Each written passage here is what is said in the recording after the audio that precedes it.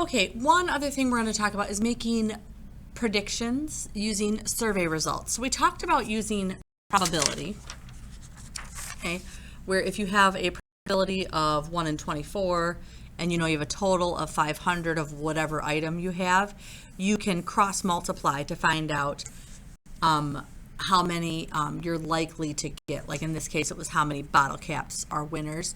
So you could cross multiply to find out the number of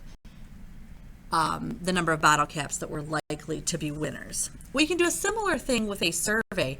A lot of times politicians, for example, they'll go around and they will survey people in a community, and then they'll take that random survey and they'll apply that information to a larger group to make an educated guess about how many people will maybe vote on a certain thing or support a certain thing.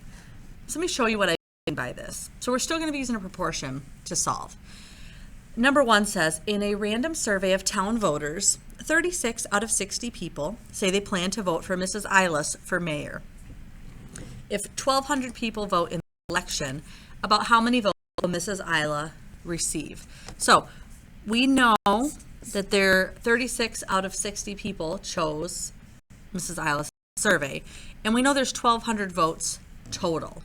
So what we're going to do is we're going to take the survey results and make that the first part of our proportion. So 36 of 60, it's kind of like we're making that our probability, that out of a group of 60, 36 people are going to pick her, okay?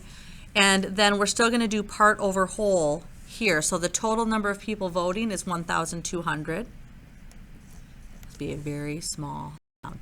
And we want to figure out how many people are going to vote for her. So just like before, we are cross multiplying. The only difference is that we're using the survey results for our first ratio, whereas before we were using the probability as our first ratio.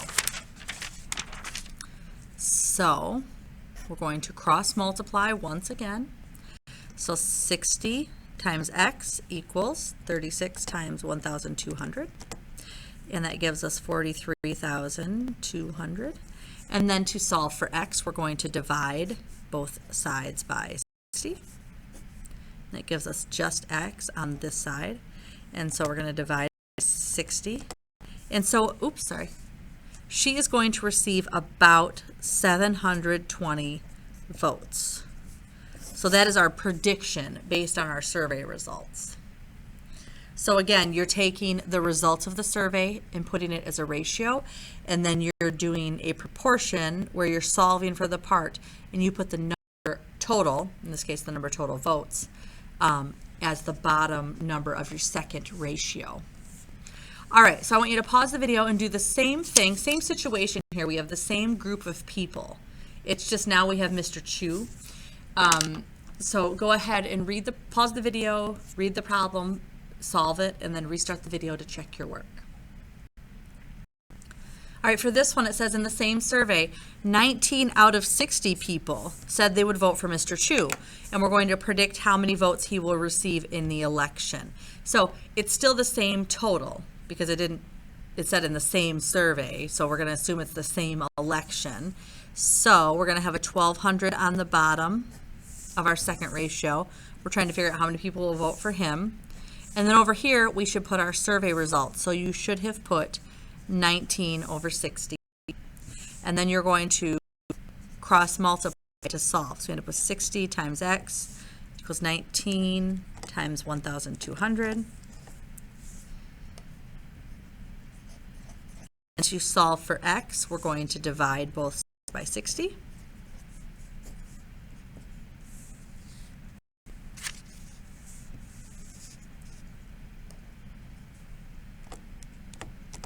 And so he is going to get about 380 of those votes. That's how you make predictions using survey results.